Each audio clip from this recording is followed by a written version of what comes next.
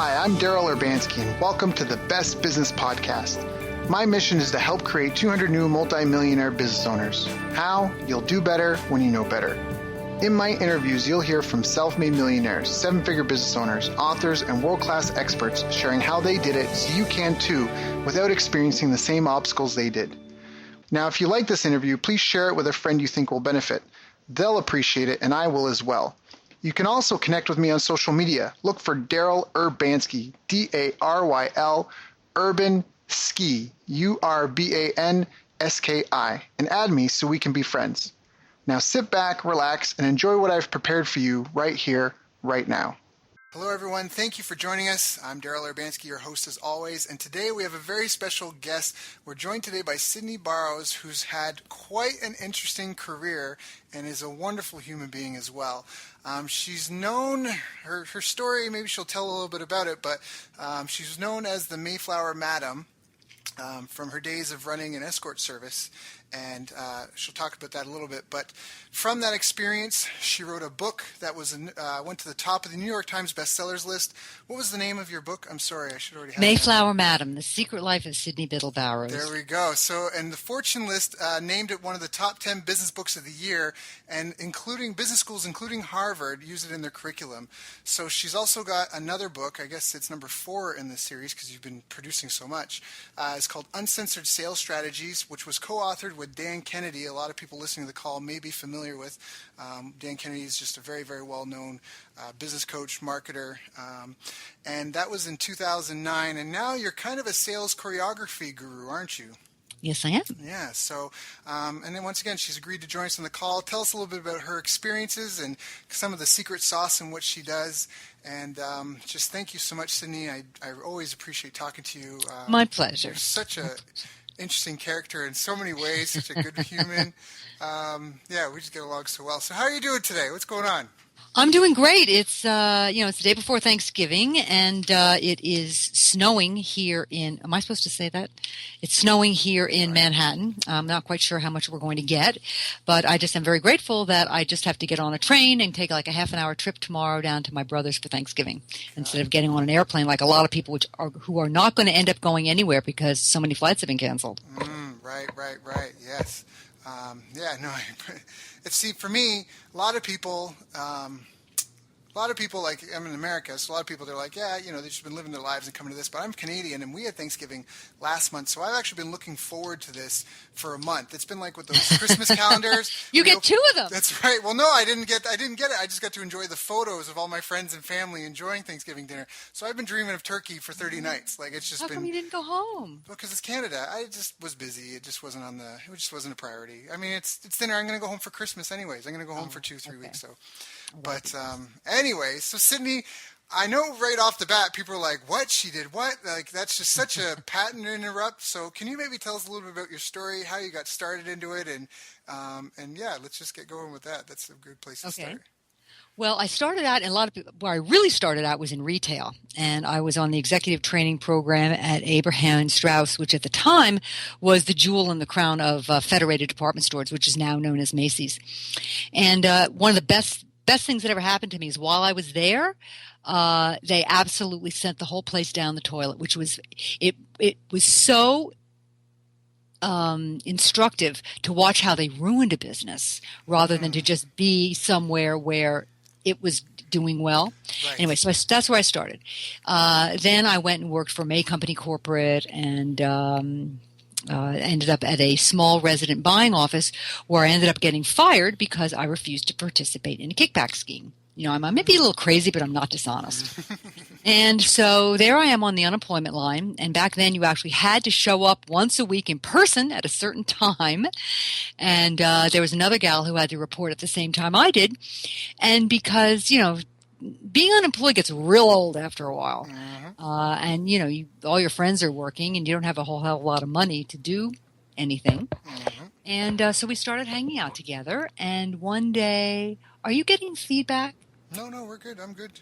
Oh, okay, because I'm hearing myself on a delayed thing. Okay. So anyway, one day it was my turn to go down to her apartment in Greenwich Village, and I walked in the door, and there she was unpacking a brand new stereo. And I knew she didn't have any more money than I did. which I think maybe was like $175 a week back then. And so, of course, I wanted to know where she got it, and she didn't want to tell me, which, of course, made me even more curious. I mean, I said, did it fall off the back of a truck or what? I mean, this is New York City. Can I get one too? And so finally, she stopped what she was doing, and she looked at me very seriously. She said, Sydney, do you swear you won't tell anyone? I said, I swear. She said, I answer the phones for an escort service. I said, oh, what's an escort service? I didn't have a clue. So she told me what it was, and I went, oh, to myself, prostitutes. I know someone who has something to do with prostitutes. I mean, seriously, no, that was exactly my reaction. I was horrified. Right. So, but of course I was curious and fascinated, and just like anybody else, I asked her a gazillion questions. And, she told me she made $50 a night off the books, which back then was a hell of a lot of money. And so I said, what I think any impoverished person in a similar position might have said. I said, well, if they ever have any openings, let me know. Meaning for the phone girl, not to be a call girl. Right. So because I was pretty much the only person who knew what she was doing, I got to hear a lot about it for the next couple of months. And then one day, I'm sitting at home at my desk. I swear this is true. I was actually addressing envelopes and putting my resume inside them. And she called me up and she said, hey, Sydney, one of the girls in the office is leaving. Would you be interested in the job? Well, all of a sudden I had cold feet. I was afraid of the police. I was afraid of the mafia. It's one thing to say, oh, yeah, if they ever have any openings, let me know. Right. And it's another thing to do it. Right. So, but, after hearing so much about it, clearly no one was putting a gun to anybody's head. Right. And so I didn't feel like anyone was wronging the girls or anything. And I thought to myself, it wouldn't hurt to at least go over there for the interview. I'm a curious person. Even if I didn't take the job, wouldn't it be interesting to walk into the office of an escort service just for why not? Right. So I went over there, and I walked in, and there was this guy named Eddie. He had what I call a low forehead, a thick neck, and enough chains to outfit an entire singles bar. And it was very 1960s. It was like orange flame. What's that carpeting that has really high pile? Shag carpeting. Shag carpeting. Orange, like orange, different shades of orange, a little bit of yellow in it. Oh my God! And then it had remember the chrome and glass furniture. That's the kind of furniture it had. God. I swear to you, he had a velvet painting thing on the wall. I'm not kidding. Like if some nude girl or something. This guy was like, I'm telling you, right out of Central Casting. That's right. That's awesome. So, I forgot the real heavy Brooklyn accent. So he put on the speakerphone, and I got to hear, the clients and what he said to them and everything. And everything just seemed so on the up and up. A few girls came in and they paid, and I got a chance to meet them. And clearly no one was holding a gun to their heads. They all wanted to know when they were going to get to go out again. So I thought, I'm just answering the phone. Everyone seems to be okay with all of this. No one seems to be hard or harmed. Yeah. You know what I'm saying? No one's crying. There's no. Yeah. There's no. Yeah. It's not human trafficking. It doesn't feel. Yeah. Like that. Right. Yeah.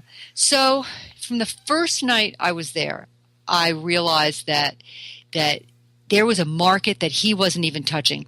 So what you have to realize is that Eddie, because of who he was and where he came from, and I'm not being judgmental, and this is just the truth, he had a thing for bimbos or hot babes. And all his friends had a thing for hot babes because those were the kinds of girls that they liked. So of course Eddie assumed, which is a huge mistake that every business, not every, but a lot of business people make, is that what he liked, everybody likes. So he hired hot babes. And there were guys on the phone that I could just tell would just have a heart attack if a hoochie mama pranced in their door, I mean, these were guys that I knew who these guys were. I could just tell by the way they were talking because they were guys like my friends' fathers, like all my male relatives, like the men that I knew from the country club, the beach club, the tennis club. I knew who these guys were, and I knew what they were looking for, and I knew they weren't looking for what Eddie was giving. Right. So he also just really had bad business practices. I mean, we had to routinely lie to clients, he violated everything I'd learned at Abraham and Strauss about running a business. Truth in advertising, repeat business. I mean, all that stuff. He just didn't. He wasn't a believer in that. I don't think he really understood it or knew about it. Anyway, so we were my girlfriend and I were constantly Monday morning quarterbacking. Why doesn't he do this? If it was me, I'd do that. Blah, blah. Finally, we just looked at each other one day and said, we're at least as smart as he is. We're definitely nicer than he is. Why don't we start our own escort service? And so we did. I mean, it was frighteningly easy. I mean, we just each got a telephone number. I was going to work out of my house 3 nights a week, up to my apartment 3 nights a week. She was going to work out of her apartment 3 nights a week. So we each got a telephone line with call forwarding. We each got an answering machine, and that was based. Oh, and we took out an ad in where did we take out our first ad? Oh, Screw Magazine. Now, if you think the name is vulgar and tacky, I assure you it's the classiest thing about it. Because, no, seriously. I mean, my favorite ad in Screw Magazine, just to give you an idea of the caliber of ads that were in there, was a very blurry photograph of a girl sitting there with her legs in a V, and the headline was "CUM into my valley." Okay, that just gives you an idea of the caliber. So what we did is she happened to have gone to Who's she? She was a graphics person. She created the most beautiful ad with all of this white space and like 2 borders around it and this beautiful font, and all it said was cachet. New York's most trusted escort service, because that's what was totally lacking in that business was trust, because these clients were routinely lied to, and you couldn't trust them.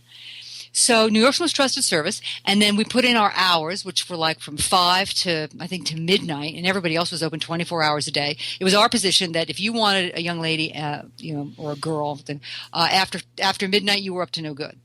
So we decided we weren't going to do that, and then we put our price in, which was like 4 times as much. I think we started out at $125 an hour, and everybody else was like 50 or 75, and just from the look at, and then it had both of our phone numbers, and that was it, and all this white space.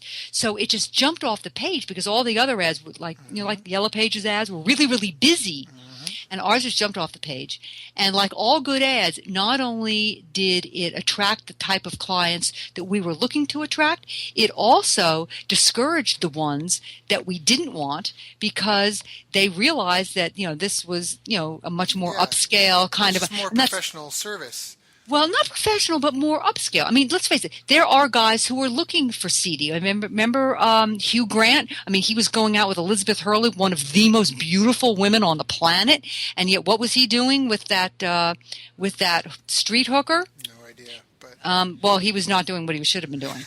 So, he was, as far as she was concerned, he should have been doing it, but not as far as Elizabeth Hurley was concerned. Because nobody could understand, like, when you have Elizabeth Hurley to go to bed with, why would you? Because there are a lot of people who want a sleazy experience. Really? Oh yeah, people want all different kinds of things. But there are upscale men who want upscale experiences, and that ad very clearly screamed to them that that's what this was.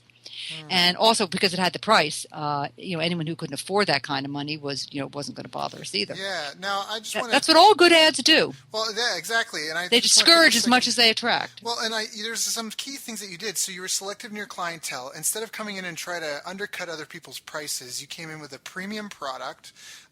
You already knew certain things in the industry. Like, I love that Chris Rock says a comedy skit where he's like, I think if you get money out of an ATM after midnight, a psychiatrist should pop up to be like, do you really need the money? Because he's like, when was the last time you took out money at 3 a.m. for something positive? Like, Right. So I love that you brought that in. And exactly like you said, you took a look at the market as it was. You found a position where you could offer a premium price product. And you went for to a market that was not being served. Exactly, and there was nobody serving that market. I love that, because most people, when they go into a business, they're always trying to undercut other people. And the problem with that is that if you're trying to be the cheapest one, it's a race to the bottom. And that's something Walmart's struggling now, because they're where the lowest price is the law. Oh wait, that's not them. But anyways, they've got, they're about cheap prices, right? Walmart's all about having those big discounts. But now the problem is that how do you maintain that? If that's your big competitive advantage, there's nothing stopping from you someone from being cheaper. Right. And even if they're suicidal, they're going to stay in business long enough to upset your apple cart. And so anyways, I loved it, and I wanted to expand on that a little bit, because it's also, Daryl, about niche marketing. Yes. Because a lot of people try to be, and this in fact, niches is one of my specialties.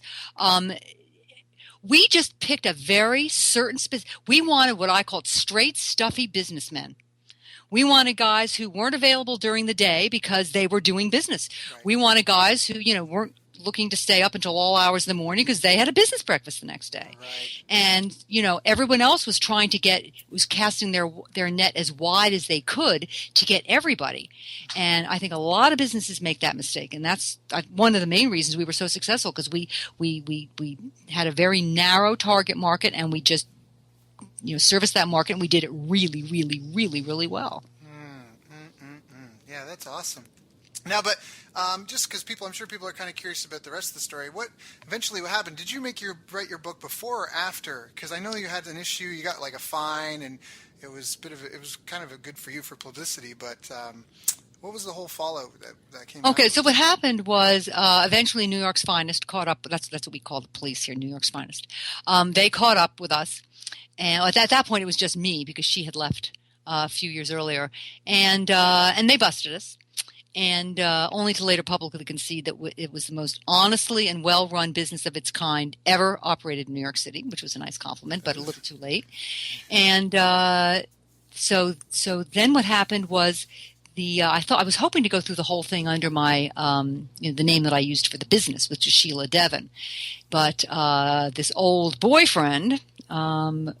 When he saw my face on the television, he called up, the tabloids and said, "Oh no, her real name is Sydney Biddle Barrows, and she's in the social register, and she was a debutante, and blah blah blah blah blah blah blah. Her relatives came over on the Mayflower, and so the tabloids are like, oh my God, what a fabulous story." So they're the ones who dubbed me the Mayflower Madam, and they just went. I mean, it was the story in New York City for weeks. It was on the front cover of every newspaper except for the New York Times. For weeks, except for the one day that Indira Gandhi got shot. Then I lost the front cover. But they sold so many. They did because they sold so many papers. And what was really nice for me, Daryl, was that instead of doing like they did with Heidi Fleiss and with a number of other madams, instead of making me not that it was possible to make me really look sleazy, because I didn't do drugs and there were no underage girls. There was none of that stuff. But they realized that people wanted to read about a blue blood madam. They want, you know what I mean? They like that. That's what my story was all about. And so they gave me the best publicity that I could have ever gotten. I mean, they never said anything but wonderful things about me. It was great. So I certainly didn't have a negative reputation to live down like all these other gals do. So that was very fortunate in that regard. And we had to talk about this because when we first met and started talking, I was just curious. Like I'm not very much interested in that industry myself, but I was just curious about what's the experience for that, because I couldn't imagine. I remember you talking about the differences. You had rules in place, like girls would get paid regardless of what happened, so they could turn down anyone they wanted. Like, can you just because I'm sure just it's no, I don't know if there's any business application. Well, I think maybe there is, but just for pure, just sadistic curiosity, can you just explain some of those things that I asked you about, like just the different rules? I was just so fascinated to hear, because it's so taboo that it's like a train wreck. You can't not look. Right. Well, it just so happened that for us, we had two constituencies. We had the men and we had the young ladies, because you, of course, want to attract the best young. And that's nothing. I always called them young ladies. I mean, sometimes I called them the girls, but to a client, they were always the young ladies, because that's psychological sales choreography, which is another one of my areas of expertise. Is when you use the term young ladies, it makes them think about them differently than they would think about if you just call them the girls. So they were always the young ladies, and I always referred to them as the young ladies. And so we were looking to attract the best young ladies, and the kind of young ladies that our clientele wanted to see. They were not interested in some gum-chewing broad from Brooklyn. They weren't interested in someone who rolled out of bed at 4 a.m. and hooked for a living. No. Or 4 p.m, rather. They were looking for girls that were nice girls, that were like kind of girls that were like their daughters. I mean, just not that they were looking for their daughters, but you know what I mean, nice girls. Yep. So I had to run my business in a way that those kinds of girls would want to work for me. So rather than have them, let me tell you what our ad said. Our ad said instead of girls, earn lots of, and then a whole line of dollar signs. Right. That's what the ads for all the other looking for girls were. Ours was, one of New York's finest private escort services, is currently seeking a small number of exceptionally attractive, well-educated, articulate young ladies between the ages of 19 and 30 for part-time evening employment. Fluency in one or more foreign languages, helpful but not required. Now, what kind of girl is going to answer that ad? Right. So we got the best of the best, and I had a whole training program for them, and going back to so my young ladies only had to work 3 nights a week, instead of 7 nights a week and 24 hours a day. They had to work 3 nights a week. Their choice. They just had to let me know ahead of time, and then they had to stick to the schedule. And then, like you said, I remember one night I had a young lady come back. And she came in and she sat down on the couch and, did the money thing. And then she was talking about that. I said, well, what was he like? And blah, and she started getting very upset. And I said, well, what's the matter? Oh, well, apparently he'd gotten drunk and he was just very vulgar and just not nice. I mean, never did anything physical. I never had a young lady ever once tell me that she ever felt fear with respect to anything physical from a client, ever. Anyway, but this guy just was not very nice and just made her feel bad. And I said, well, my God, why did you stay? And she looked at me, she goes, the rent's due next week. I couldn't leave. And I thought to myself, oh my God, these girls are going to feel they have to stay somewhere, even if the client's not being nice to them, because they need the money. So immediately, without even asking my partner, I said, you know what? I said, from now on, anybody who's not comfortable with a client, no matter how long they've been there, you get up and leave, and I will pay you. And even though it very rarely happened, for no other reason we had really great clients, it was really nice for the young ladies to know that they had that option. Another thing, all other escort services, they send you to someone, they expect you to stay. They don't care whether you like him or not. With us, if you walked in the door and, either right away or after a few minutes, you just realize, this just doesn't work for me. Yeah. Yep. Like, for instance, I had a young lady, Lindsay, blonde, tall. She was a model, and she walked in the door, and there was this little man with, one of those Arab outfits on, with the scarf thing with the black band. You know what I'm talking about. And he was dark, and she just took one look at him and said, I don't think so. So she, they always give us a call when they get there. And, so I said, is everything okay? And she said, no, which never happened. So I was like, whoa, okay. So I had to start asking questions. First of all, I was always, is it him or is it you? And she said, it's definitely me. Well, she didn't say that out loud but anyway, she let me know that it was definitely her. No, there wasn't anything wrong. So I said, is there anything wrong with him? Can I send somebody else? Absolutely, she said. Okay, I said, well, so you leave. Tell him that you're not feeling well. You leave and have him call me right away. And then when you get downstairs, go to a payphone, because there were no cell phones back then. Go to a payphone and call me, tell me what's up. So I sent him another young lady. Her name was Elise, and they loved each other. He was in town for like a week and saw her almost every night. That girl made a fortune. So there was nothing wrong with this guy. Lindsay just didn't work for her. Right. So that's another thing I did. You don't have to stay with anyone that you don't like. So it's almost like a matchmaking service as well. But what I like is just, again, it's just so different to it. The legitimacy, the care of your employees. And honestly, it's just better service for a client, right? I mean, because I guess everyone's different, but I know for myself it's an intimate thing, and it would ruin it would just totally I just wouldn't be able to do anything. If she wasn't into it at all. So I think that there's a lot of benefit to that too. Yeah. What was nice is it made the clients feel good to have the girls say, oh my God, I see the most wonderful men. Sheila's the most wonderful person to work for. She's so good to us, blah, blah. The clients like hearing that. And it was fun for the girls to hear, oh my, you guys are so far and away the best. There's no other agency that even touch it. And that made the girls feel good. So, I mean, I still hear from some of them, and almost, I have yet to speak with anyone, and maybe it's just because they haven't called me, but I've yet to speak to anyone who wishes they hadn't done it. Everyone said, it was just one of the most interesting, fascinating times of my life. And what was so interesting is that most, they were all pretty young. I wouldn't hire anyone under 19. And most of them were between the ages, say, 20 and 25. Because I had a lot of college students, aspiring dancers and singers, people who wanted to be on Broadway and stuff like that. And to them, men were them. Older men, anyone who was, because I mean, they're in their early 20s. So older men are them, and they're usually the ones who are in charge, and and they're maybe kind of sort of a little intimidating because they are the ones that are going to decide your fate in one way or the other for something. And what was so interesting is every single one of them said, this has given me such an incredible amount of confidence because here I am, this guy is an international businessman. We had people who worked for companies or who owned companies, ran companies that you have heard of. I mean, we're talking about big multinational companies. We're talking about major diplomats from just the top of the top Wall Street people. We used to have something called a celebrity board, and if anybody saw, like in the Wall Street, I have one girl who actually was a stock trader, and so she read the Wall Street Journal. But whenever anyone, I used to read Newsweek, and if anyone ever saw a photograph of one of our clients, they cut it out and we put it on the celebrity board. Of course, everyone loves seeing a client who's on the celebrity board. Right. So anyhow, but what these girls said is, and here these guys are, they're paying me. It's like, they're paying me to come and spend time with them.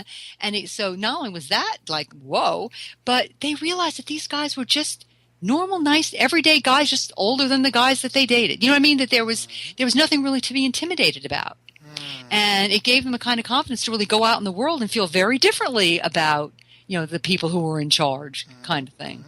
So that was very nice for them. Very much. Now, I wanna just also talk about, because I asked about what does that do to a woman and her psyche, and you had some interesting things to say that, because it was very empowering, but you also said that for some it's a good women, word, empowering. Well, because especially at the time of the age, you were talking about like where women were, that it wasn't entirely equal at the same time, so it was just Nope. a huge, so that, but you did. I feel like I don't want to be necessarily purely endorsing it. It is one of the oldest professions in the world, but I also wanted to just kind of put some disclaimers or warnings out there that that's not every girl's experience. Absolutely not. Absolutely not. And the thing that broke my heart, Darryl, more than anything else was having girls come to me for interviews and they just weren't pretty enough. And I knew, and I couldn't hire them. I mean, it was terrible. And I felt really badly about it because they were really nice and they just weren't pretty enough. My clients would say, wait a second, what happened to their standards? Because being pretty was the most important thing. And I knew these girls were going to go work for someone else anyway, and that they weren't going to be treated well. And honest to God, it broke my heart. It really did. Yeah, you say they wouldn't be treated well. So what does that mean? Well, that means that if they went to see a client who they weren't feeling comfortable with, they'd have to stay anyway. It meant that the client would be lied to about what they looked like. So if the client was expecting a tall brunette with long hair to walk through the door, and a short redhead with short curly hair walk through the door, the client wasn't happy. And takes it out on the girl, which is not her. They'll tell the, oh yeah, she'll be there in half an hour, an hour and a half. She walks in later. She walks in. Well, they're not happy about that. So, and then if the client pays by credit card, a lot of times the agencies wouldn't pay the girl, or they'd make them wait so that they couldn't quit. They'd make them wait like 3 or 4 weeks to get paid, so that it kept them from quitting. Which is, I mean, I paid the girls that night. Right. I paid them that night, and if something happened with the credit card, which I'm trying to think if we'd ever had a problem with the credit card, not that I can remember, or if a check didn't go through or something, those girls got paid anyway. Right. With the other agencies, oh no, check didn't go through, or he stopped the credit card, so you're not getting it. That's not right. They went out there and did the job. They deserve the money. So, that I knew that that's what those poor girls were going to be getting into, and it really broke my heart. Yeah, well, and that's why I wanted to bring that up, because we're dealing with more. I mean, people can think what they want about the trade, and again, I don't want to necessarily sound like I'm endorsing it all, but I think that there's a lot of business lessons to be heard, and it's a very fascinating story for sure. But just that you provided transparent. I don't know if transparency is the right word, but you brought integrity to an industry that lacked integrity. You found to serve an area in an unserved market to sell a premium product. You made it a better work environment. You raised the standard. I mean, even like you said, that you were praised for having the best run operation of its kind. By the police. Okay. So, and they see a lot of that kind of thing, so they probably know. Well, another thing I think it's really important is that most businesses don't take the time to train their employees. They just throw them in, and the person who's leaving or someone else who isn't all that busy at the time, I had a very rigorous training program. As a matter of fact, I'm sorry. I actually funny. have I actually have a product that on one of the CDs is a recreation of the training program, but that's another story. Anyway, so they had a training program. They knew exactly what was expected of them, and people don't. Same with the phone girls. Oh my God, you don't even want to know what my phone girls had to go through to work for me. But the thing is by the time they got done, they were doing everything the way they should have. What businesses don't realize is your employees don't have the same vision as you do. They don't have the same standards that you have. You might think, oh, answering a phone, everyone knows how to answer a phone. No. Or they might not be answering the phone the way you want them to answer the phone. They might not be saying, oh yeah, she knows what I do. But how are they explaining it? They might not be explaining it the best way. I mean, I've had clients. I go and I sit next to the receptionist desks, and I listen to what they're saying, and it's like I'm looking around for the Xanax. It's terrible. So, if there's another thing that's really important that people have to realize is you have to train, especially your frontline employees, people that are actually dealing with the prospects and the clients. They're your frontline people. They have absolutely got to know what your standards are, what you expect of them, what you expect them to do and not to do, how far you expect them to go to make a client happy, how they should explain the pricing, what it is that you do. You very, very, very rarely see that, and it's critical. Okay, that's not good. Anyway, so that's another thing that people just don't do. They don't pay attention to training their employees properly. Right. And they don't treat their employees really well. When you treat your employees well, they'll do anything for you. And it's like if I had a night where like two people all of a sudden couldn't work, I could call somebody who wasn't supposed to work that night, and unless she had other plans, I could say, God, is there any way that you could work tonight because I just don't have enough people? And almost invariably, shit. So the important thing is to train your employees so that they know exactly what's expected of you. And now, happy employees are nice to your customers. They have nice things to say about you and the business to your customers. They're happy to come to work. They'll do extra things for you.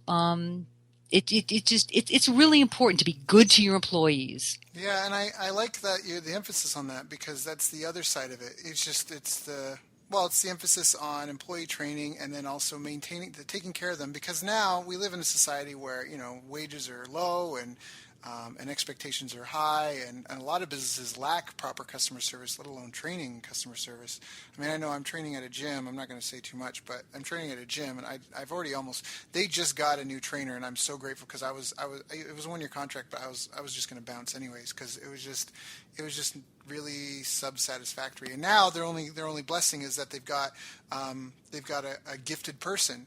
But the problem, if your business depends on gifted people, is that if you don't have gifted people, then your business suffers. And then all of a sudden, and if you don't treat the gifted people well, they're going to leave. Right. And also that means your business depends on them. Whereas I feel that for you, sure, gifted people would be great, but I think that your training system, it sounds like that you could take almost anybody and at least have them be above par. And that's something and that's something that if you have proper training systems in place, that's where your business isn't reliant on special. I mean, obviously you're going to have superstars in any division, and you want to keep them if you can get them.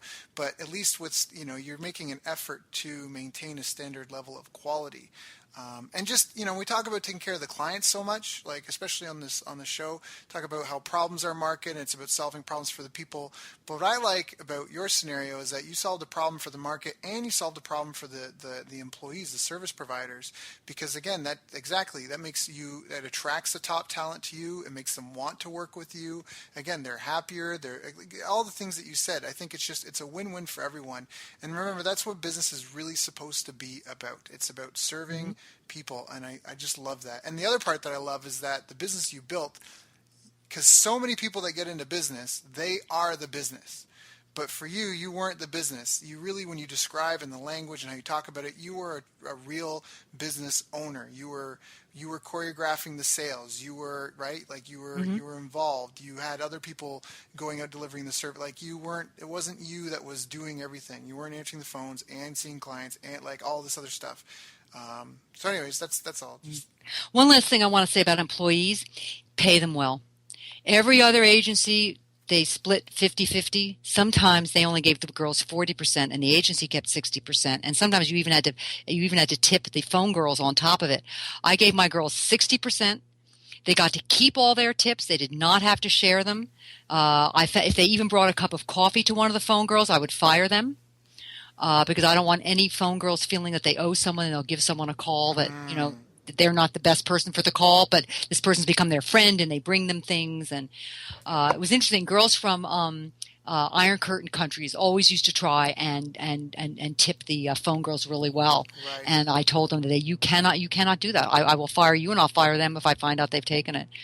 So pay people well, because it's so important that people feel valued. They'll just do such a better job. Mm-hmm. And in this day and age, everyone tries to get everyone for as cheap as they can.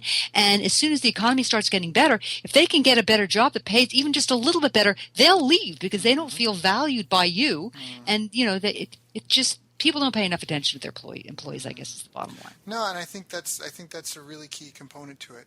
Because we've talked a lot about the importance of a team and having good people and a good team.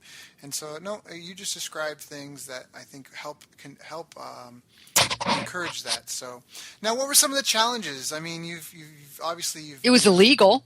Well, yeah, but I mean in your business career. What have been some of your greatest challenges in your business career, and how have you? Overall. Yeah. Okay. Well, first of all, I don't have a college degree. I don't have a 4-year college degree.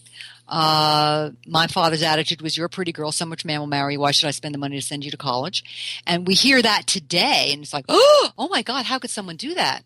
But back then, it was not that unusual. Mm-hmm. So I ended up at the Fashion Institute of Technology, which is a 2-year school, so I have a 2-year degree.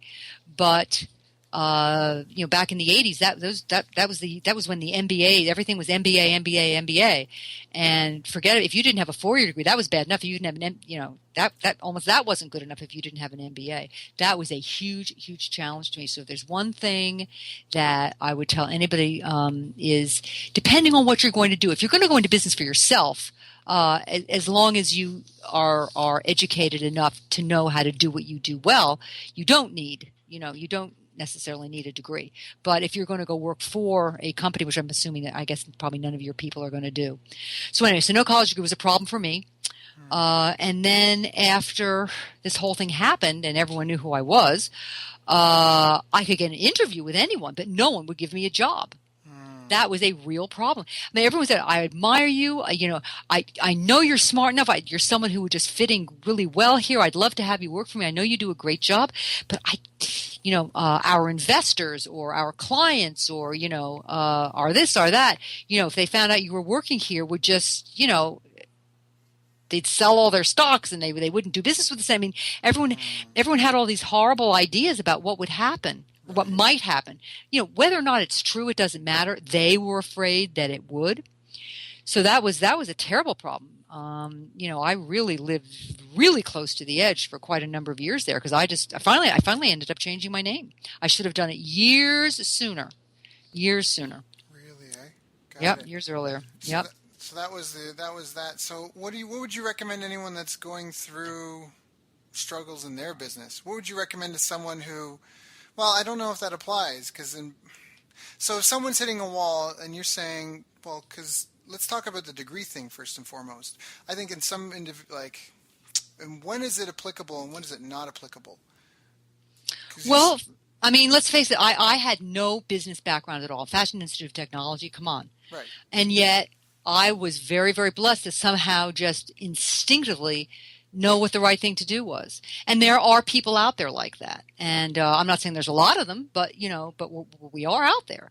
And then there are other people. I mean, there are people out there who are saying, well, you really shouldn't go to college. This guy, all you have to do is you can start a business in your garage and blah, blah, blah. Because there are a lot of very successful people these days who never went to college. I'm not advocating or advising that, but I don't think people should feel that, oh my God, I have no chance at starting a successful business. If you're going to be an entrepreneur, it's not like you're looking for a job where people are looking for someone with degrees. So as long as you know what you're doing, and if you don't know what you're doing, let's say that you're someone who I think it was Facebook that Mark Zuckerberg realized that he was good at what he did, but that he had no idea how to run a business. And he just went and hired some real high-powered executive to run the business. A lot of designers do that, like Calvin Klein. He didn't run that business. He just did the designing. He had Barry Schwartz run that whole empire and create that empire. So it's important to know when you're not good at something and when you need to hire someone who is. Yes, I like that. I like that a lot because that's exactly it. Play in your superpower. That's a tenet I have in my company. We all work in our superpowers. So I forget how it's worded. Let me go over and take a look. I have it written. But it's, we use our superpowers daily so we do better work, which to us is play.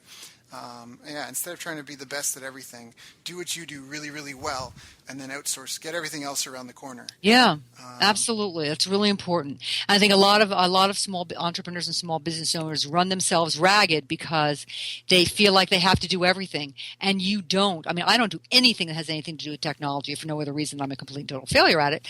But oh no, honey, I am so technologically blonde. I can attest to that. I know. Yeah, you do know that. So I have someone do that. And you have people that you outsource things to, and it's hard to do because your business is your baby, and you feel no one could do this as well as I could, or by the time I teach someone how to do it, I could have done it myself, which is true. But eventually, once they learn how to do it, then they can do it on their own, and you can go off and do other things. So it is hard to let go, and a lot of people have that problem. But if you're ever going to grow, you've got to do it. No, so well said. Exactly. And I had a mentor once tell me, Daryl, no matter what you do, everyone in your company is going to be a beta version of you, and you're just going to have to accept it. And that's because a lot of us are control freaks. And it's not true at all, to be honest, that that was just more of a mindset thing where I was like, okay, I just have to accept that other people won't do it my way. Because his thing was, you have to manage based on results. You have to be objective about how you manage people. It can't be subjective. Oh, I don't like the way that you talk to, I don't like the way you as a sales rep talk to clients. Hey, if he's making sales and people are happy and people are staying with you, then whatever works for him, and it might not be the way you do it, but again, as long as he's not... The money's coming in. Yeah, well, people aren't leaving and clients are happy, absolutely. Exactly. So I think that's a really, really, really important thing for people to understand. Now, what would you recommend? I mean, I guess maybe in your industry, I don't know, maybe it was a good industry and money was abundant, but how would you get people on board, especially if you can't afford them at the time? Because I know that's a common thing when I tell people that they have to get more people on board. Help me brainstorm some ideas for the listeners here of things that they can do to get those people. If I knew the answer to that, I'd be doing it myself. Well, and if you know the answer to that, I'm interested in hearing it. Yeah, no, of course. Well, there's always for example, you can always give someone a percent. There's two things. There's psychic income and there's physical income. So, well, yeah. There's things you can get on Fiverr for $5. I mean, anyone can afford $5. Right. So but that's true. And the other thing is there's all sorts of alternatives. You can take someone who's got, everyone either has time, knowledge, or money. And so if you've got a lot of money, then you can just spend the money and get someone on board. But if you don't have the money, then you have to put the time into somebody else so you can get someone at a price you can afford, but then you have to trade them up. Or maybe you can get someone who has the knowledge but doesn't have the time involved and has never made any money about it. They're just looking for experience. So you get someone who'd be willing to do some sort of unpaid internship. Or maybe there's some sort of barter you could do with someone where they'll work for you in exchange for some, like a symbiotic business partnership relationship. For example, shared office space. For example, like say for you, and the analogy won't necessarily match, but say there's someone who has like some sort of office, and they close up at 5 o'clock, and you get started at 6 p.m. So maybe you share the space, right? Mm-hmm. And that's that sort of thing. You can share employees, you can share resources, you can share tools, and then again, you can get people to come in, and a lot of people will come in for some sort of equity play in the business, even if it's a small piece, even if it's like 1% or 2%. Some people, they just want to own something and be a part of something. So there's a lot of different ways you can barter, you can train someone, you can find someone that needs to use you as a guinea pig for experience. There's a lot of different things there, but usually it's, again, you either have time, you've got money, or you've got knowledge, and very rare people have all three. If they've got a lot of money, often they don't have a lot of time, and they don't have the time to get knowledge in a lot of areas, so they just pay the money for it. So it's always a trade-off of those three, and so you can find those people, and that's, again, in your business, maybe you go find a partner who has money and make them an equity partner in your business, and they put in some money, so you can get the people that you need, and away you go. And it's just a matter of looking at the problem in multiple different ways. And really, it's just trying to like make a list of all the different possible options that, no matter how crazy you think they are. But I mean, again, it's time, it's money, and knowledge. And again, most people have one real strength there, or two. And then it's just a trade-off. You find someone, again, you find a high school kid that's got a ton of time. Maybe they're willing to, to invest the time, because maybe it's a rote task that they can spend, even though they won't do it right, they have to do it 3 times. They're willing to do it because they'll get good at it and they'll make a little bit of money, right? But now that's where you're trading for them. It'll take them longer, but you can pay them less because they understand they're less skilled. So there's all those different trade-offs, different ways to do it. It's just a matter of being creative and thinking in a non-linear fashion. Mm-hmm. Absolutely. So, Sydney, did you have any big mentors in your business career? I mean, you said you didn't. Dan Kennedy, Dan definitely. Kennedy? He's been tremendous. Yeah, he's been great. I got very lucky with that. Yeah. He heard a. It must have been a bootleg version, because I never used to let anyone record my presentations. And after Mayflower Madam became #1 on the New York Times bestseller list, I started being asked to speak. And it started out with colleges, and then I got the Young Presidents Organization. I got a call from them, and I thought, someone's having me on. There's no way that people who own multi-million-dollar companies and they have MBAs and their CEOs are going to come have me tell them about marketing. I just, but this guy finally convinced me he was on the up and up.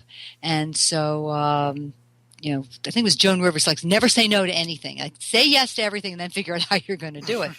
So that's what I did, and I had no idea. I went down to the Barnes & Noble student bookstore, and I asked for the 3 top MBA books on marketing. And I brought them home, and I looked through them, and I looked for what are the things that they all, like, for instance, product, promotion, price, and place. That was something that all of them talked about. And there were other things, besides that. That's just the one I'm remembering at the time. And so what I did is I wrote down all of the commonalities that all 3 of these books had, because I figured everyone would, these would be something. And then what I did is I talked about how I applied them to my escort service. And people thought it was a scream, which it was. But it was also interesting, it was a scream. So anyway, so Dan Kennedy must have heard this, and he realized that I was talking about, that I did, and talking about the same things that he's always teaching people. And I'd never even heard of him before. And so people are always saying to Dan, that was a great talk, and I really believe in everything you said, but you know what? My business is different. And if you want to make Dan's blood boil, you tell them that your business is different and what he just said isn't going to work for you. So what he did is he invited me to come and present at the Info Summit back in, I think it was 2005. And just to say, you know what, listen to this woman and listen to what she was doing, and then tell me that your business is different and you can't do what I'm telling you to do when she did. Now, having said that, I had no idea who Dan Kennedy was, not a clue. I didn't even, there was no Google back then. I didn't even bother to look him up. My idea, you're paying me $4,000. I'm going to come here and I'm going to give my speech, and that's what I'm going to do, because that's the way I do it. And so I had no idea who he was, and I couldn't believe it. Afterwards, everyone was coming up to me. I didn't realize that he was a god, and I just had no idea. And so anyway, so there was a luncheon afterwards, just for the highest ranked members, and so this guy comes up to me. I'd not met him. This guy in cowboy boots and blue jeans and a work shirt, a rather unusual arrangement of facial hair, and very thick glasses, comes up to me and introduces himself as Dan Kennedy. And I said, "Oh, hi, how are you? Thank you for inviting me to speak here." And he asked if I'd be interested in doing something. Well, Daryl, over the years I have had more people ask me that question. I've thrown more shit against the wall than everyone put together, and very little of it's ever worked out. So as soon as I ascertained that I wasn't going to have to put any money into whatever this doing something was, I said sure. And a couple weeks later, I opened my mailbox, and there's a nice 4-figure check in there. So I thought, oh, this guy's really serious. So we made what I now know is called an information product, triple X rated sales strategies. That's the one that has a CD in it about the recreation of the girls, training program. Anyway, and I didn't realize at the time, but that was the first product he'd ever made with anybody else, ever. And then he said, well, let's write a book together. I said, sure. Had no idea. He'd never, ever written a book with anyone before. So, yeah, I know. I really lucked out. He's been very, very good to me. He mentions me in the newsletters. He mentions me in the books. He's been great to me. Well, I mean, you're good at what you do, and you did operate the best business in its category, and it's not like there's none of them or only a few of them in that city. So, so obviously that really does show that you have exemplary business skills, and you get a lot of really good results for your clients as well. And maybe could you talk a little bit about, because we're kind of stepping into the sales choreography part, and so maybe can you talk about some of the common mistakes that you see a lot of your clients making, because we talked about some of them already about not having training for their employees. What are some other really big no-nos that you see people making? The most recent one is this person got in touch with me and had me go to their website, and it was a beautiful website, but it was not a website that sold. And they were trying to sell things on it, and there was no way they were going to ever sell anything the way this website was set up. No way. And I explained it to them, and I told them, I'm happy to walk you through, tell you what you can do if you give me money, which of course I didn't say, but that was implied. And they said, oh, well, thank you very much. And I mean, it was beautiful. I don't deny that for a second, but no one was ever going to buy anything from it. So pretty websites versus websites that sell, that's something a lot of people make the mistake about. Another big mistake people make is that they don't look at things from the customer's point of view. They have these processes. They have these things that their customers, that their employees are supposed to do. And anyway, they don't think of what that's like from the customer's point of view. A lot of people run their businesses in a way that's convenient for them. For their employees, but it's not convenient for the customer. And that's a huge mistake people make that they just don't realize. Another thing is when we talk about sales choreography, I work with a lot of people who, they want to raise the price of their product, of their program and their product or their service. They want to create something new. What most people don't realize is that just by adding an experience, you can add, you can charge more money. You can use it as part of your USP, your unique selling proposition, which is another one of my areas of expertise. They all go together. Niche marketing, USP, sales choreography, all that sort of, they're really, the customer experience, they're really all part of one big thing. They're just one piece of it.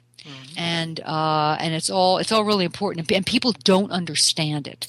They just don't understand. Can you explain what do you mean by adding? How do I add an experience to my business?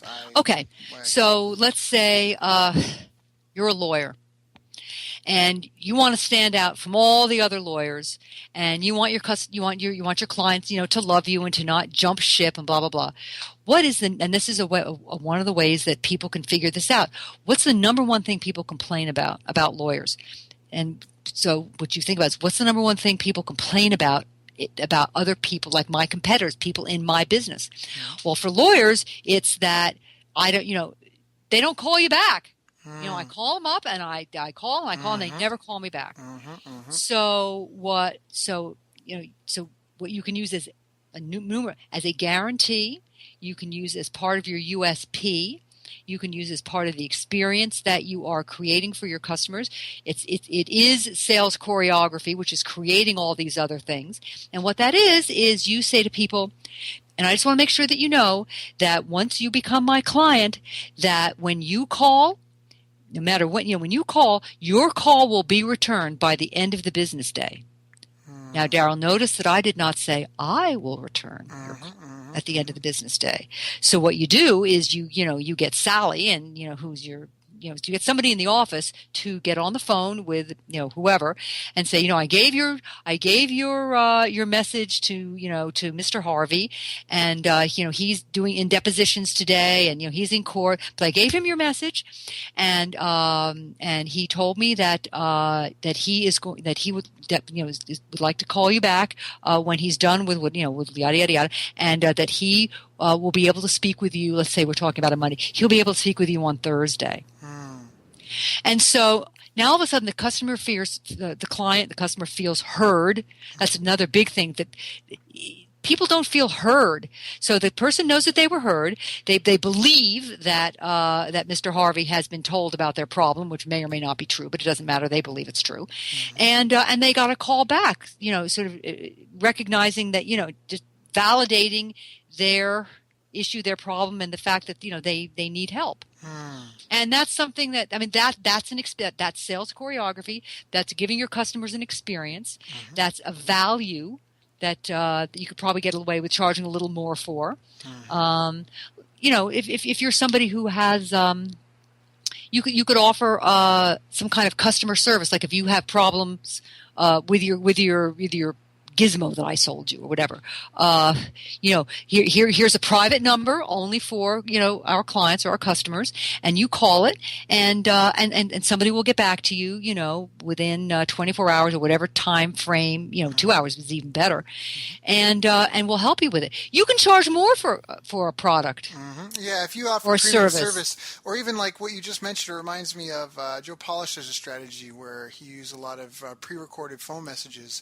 So especially like product delivery, when you get the product, there's a sticker on it, and it's like a welcome message. And then when you call, it's a welcome message from him, and then you hear a bunch of testimonials, and I think there's some sort of offer for a bonus, and and that's just creating a better experience as opposed to just I paid my money, I got what I expected, great, just going over. It's under promising, over producing, which is just it's unfortunate that it's just not more common than it is. But I understand what you mean. Just creating a sensory experience somehow to create a more encompassing experience versus just like you said, versus just collecting dollars and being done with it, or like Eddie, where all he cared about was his bimbos and whatever. Like he didn't really want to build a business or build a community where people were. Well, he did, but he healthy. Didn't know how. Well, yeah. Well, but here's the thing: it's still shame on him because libraries, coaches, other people. All the tools are at anybody listening to this podcast, they're not in that group because they're learning how, right? So he had all the tools to him, and anyways, I feel that anything you can do to create it, I guess maybe you're right because he had the shag carpet and the velvet photo on the wall. But I think maybe what was he missing then? What was it that he was missing? It sounds like he wasn't listening to his customers and his employees. It sounds like. But he didn't care. See, his attitude was, as long as I get their money, what do I care? What do I care if they call back? What do I care if they're unhappy? What do I care if the girls are not happy? What do I care? See, the people just don't care. Right. And even as a coach and a consultant, one of the things I do is with every except for my 1 hour program, is I offer emergency phone calls. Depending on what program it is, you get anywhere between 2 and 4 emergency phone calls during the course of the period, and almost nobody uses them. But but they know they're there. They're there, and I don't know what it is, but when they use them, I was up late last night because I had 4 people calling their emergency call. It was back to back to back. It was pretty, but you're right. For the most part, they don't. But it shows that you care and that you're available. And, and like for example, last night, all 4 situations, it was 2 of it was, it was more of a men's mindset issue, but the other 2 were real issues. One guy was going to start a chain of events, which would have had severe repercussions, and he had to make a decision and was really afraid. And anyways, but I totally understand what you mean, that it just shows that you care and, hey, I'm here, and, sure, you pay me for whatever our program is, and here's some extra in case, because I want you to be successful. I care about you. That makes perfect sense. No, I like that. But almost no one does that. I think they're afraid people are going to take advantage, or I don't know what it is. Another thing is just having sending thank you notes. Like everybody, the minute somebody becomes a new client, I send them a snail mail note. I send them I send Valentine's Day cards. I send 4th of July cards. I didn't get around to sending Thanksgiving cards this year. Bad me. I'll have to do Christmas. But little things like that, just to let them know that you're thinking of them. Yep. And just that's all sales card. When somebody buys something, to get in touch with them and say, how's it working? Were you able to to get follow whatever up was after the sale. going? And, right. Yeah. Yeah. And now, even though I have your money, I'm still staying in touch to make sure you're satisfied. Yeah. What a funny and you don't have concept. any questions. And, What a funny concept. No, I'm behind you 180%, and I like the direct mail piece. That's something that I have. I have a 45-day new customer welcome system, and that's basically kind of the same thing. It's choreographed because exactly that. People don't think through the process. It's not. Yeah, they're not planning the before and after. They're not really. They're just all they care about is just, oh, am I making my money?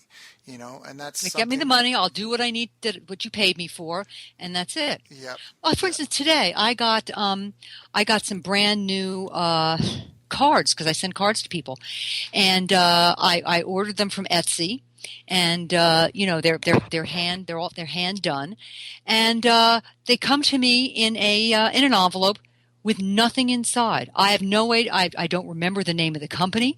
I have no way to get in touch with them now to reorder.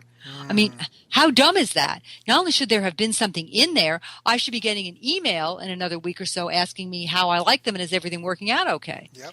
Because I would buy these again, but I don't remember who the hell I bought them from. Right. Yeah. I mean, hello? Yep. Yeah, just money just sitting on the table. That's one of the things that excites me the most about clients, when you find clients that come on board and they're leaving so much, like they're sitting on a fortune, they just don't even realize it. Yep. And some of these people, I know, I've talked to a couple other coaches, they've got clients that are making millions of dollars, and they're like, I don't know how these guys are making money. Like, they're doing everything wrong, but somehow they're just, and what it is that they're servicing a need. Like, that's just basically it. They're servicing a need that isn't being met, and supply and demand. So that's, anyways. Cindy, do you have any books to recommend to our listeners? I mean, you've gone through a lot, you've experienced a lot, you've worked with a lot of people. What sort of knowledge do you think would be really beneficial to the listeners? I would say that the best business book I've ever read is called Broken Windows, Broken Business. Great book. Michael somebody. Okay. Names are coming to mind. But I mean, you just go to Amazon, Broken Windows, Broken Business. Of course, any Dan Kennedy, any of the No BS books. My book on Uncensored Sales Strategy just happens to be a great book. No, it is. I believe it. I'm not laughing at that. It's. I'm agreeing with you. But what other? Oh, and another business book I love. Another book is a book called Hypnotic Writing by Joe Vitale. I love that. Okay. That's a real go-to book for me. Is it, eh?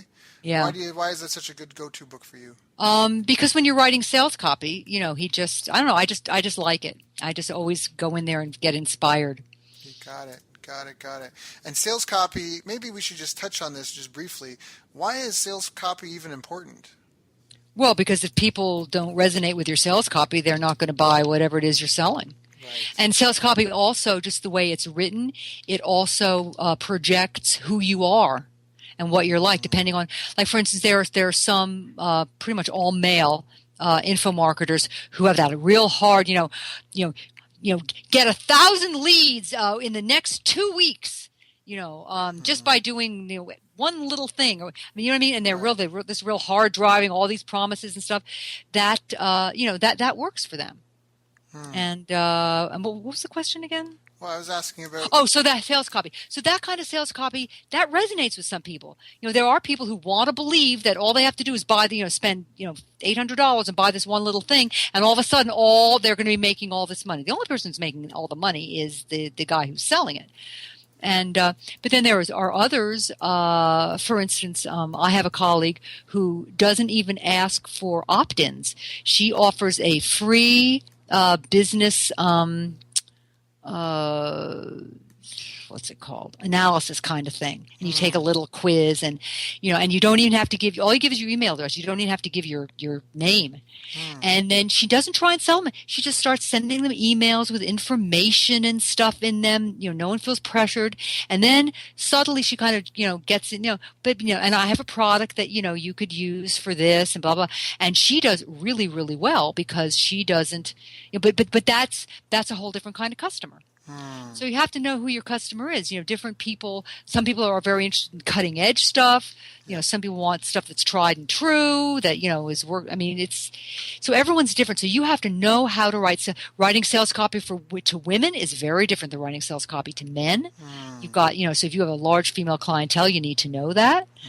So sales copy is really important because it tells people who you are, who you're for. Yes. What you do and how well you do it. I mean, it tells. And that, I think the who you're for part is really big to it because I think that's such a huge part of it because, just like you said, if you're writing to a male or female, the language is going to be different. The reasons, the appeal is going to be totally different.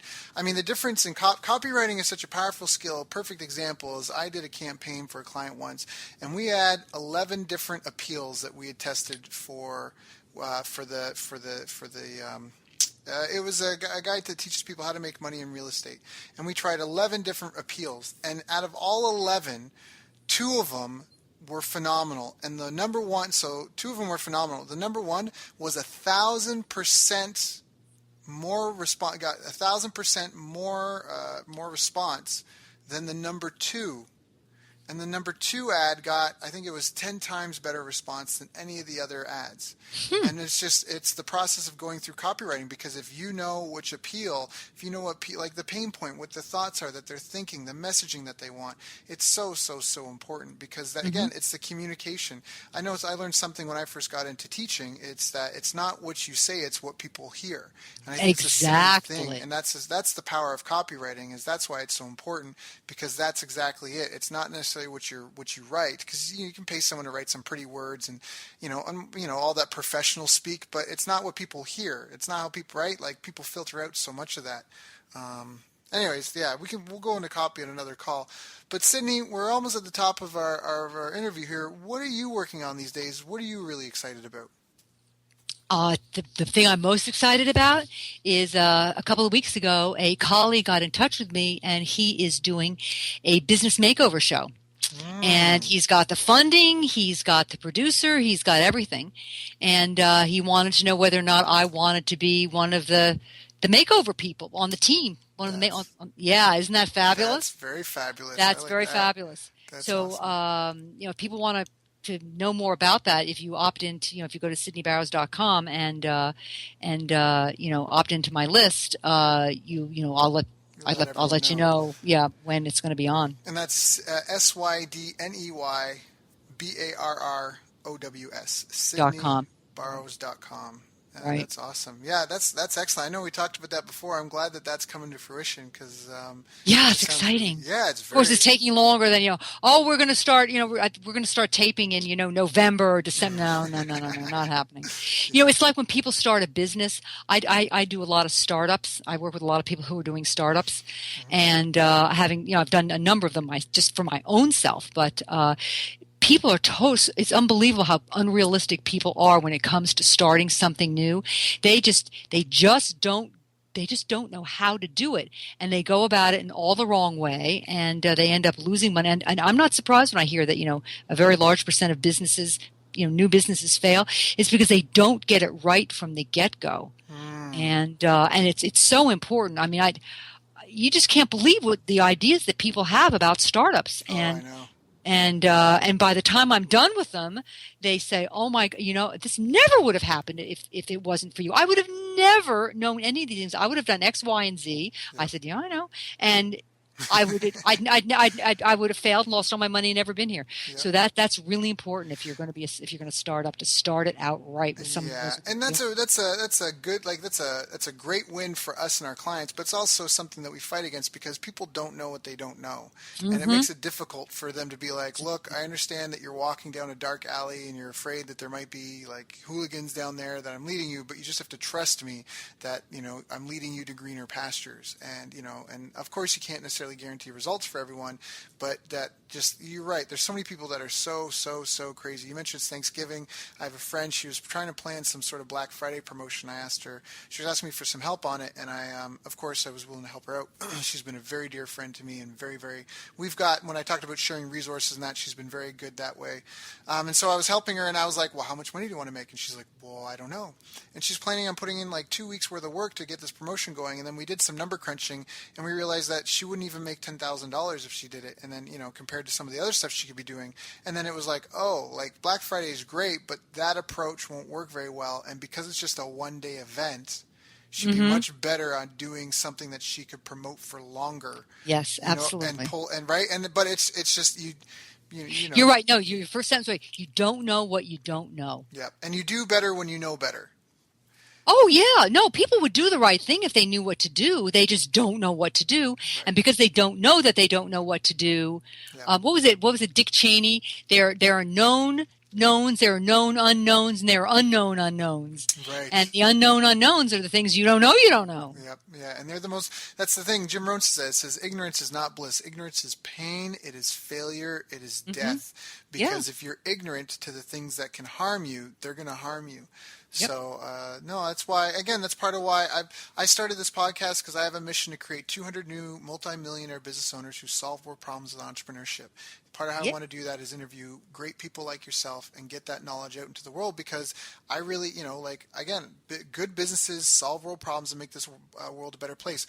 We've got some real big chips stacked against us with global warming and all these other things that we have going on. It's, we need people to come out with solutions, and we need to support entrepreneurs as best as we can. So thank you so much for your time today, for sharing My pleasure. Very interesting story pleasure. and knowledge. Again, if anyone wants to get in touch with her, it's Sydney, Sydney, Barrows, Barrows. And if you do want to reach out, you should probably reach out now, because I'm sure when she's on TV and that, they probably won't have time for anyone. And my rates are going to go up. That's right, eh? Supply and demand, that's right. Get in now while you can. And that's, before we leave, I just want to drop this little gem, because, again, I really value and appreciate our listeners, and I really am invested in their success. And you just brought up something that I'd like to mention. It's the income earning ladder. And that's something where generalists at the bottom tend to make the least amount of money. So if you're just a general dentist, but then if you are a specialist and you're specialized in dentistry, you can charge more because you're specialized. You'll make more than the generalist. And if you train specialists, people assume that you are one of the top specialists, and you know all the mistakes specialists make, so you're a safer bet if I spend my money with you, so you can charge more money still. But the person who makes more money than the trainer of specialists is always a celebrity, and that's because of the law of supply and demand. Dr. Phil, if you talk to a lot of psychiatrists, at bars or wherever, when no one else is around, they might not speak very highly of him as far as being at the top tier in their profession, but he can charge a heck of a lot of money because of supply and demand. And so anyone listening, just keep that in mind. If you're a freelance professional or some sort, that you want to try to climb that ladder as best as you can. So just a parting thought. But yeah, again, thank you so much, Sydney. I wish you... My pleasure. Really, it's been a lot of fun. You've reached the end of our interview. Now, first, let me thank you for listening. I appreciate and respect you more than you'll ever know. And now I'd like to ask you a couple of questions. First, what 3 lessons did you just learn?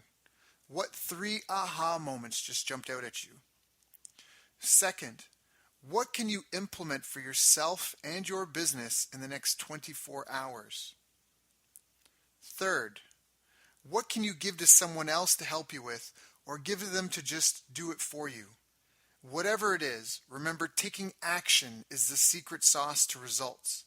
Now, if you think this interview would be helpful for a friend, please give them a link to it. It'll help them, and it'll help me too. I'd also like to invite you to help me find out more about the challenges you're facing, your dreams, your goals, and how I can help you overcome what's holding you back. We both do better when we know better, and your success is my success. So please reach out and interact. You can visit our website, bestbusinesscoach.ca for Canada or California, where I'm from and where I'm living. You're welcome to also try out one of our paid programs. You can find us on YouTube, Facebook, and pretty much every other social media channel you can think of. You should also subscribe to the podcast, and if you're enjoying them, please leave us a nice review. It really helps. That's all for now. Once again, thank you. Take care of yourself and remember, the world needs the best business you can build. And I believe in you.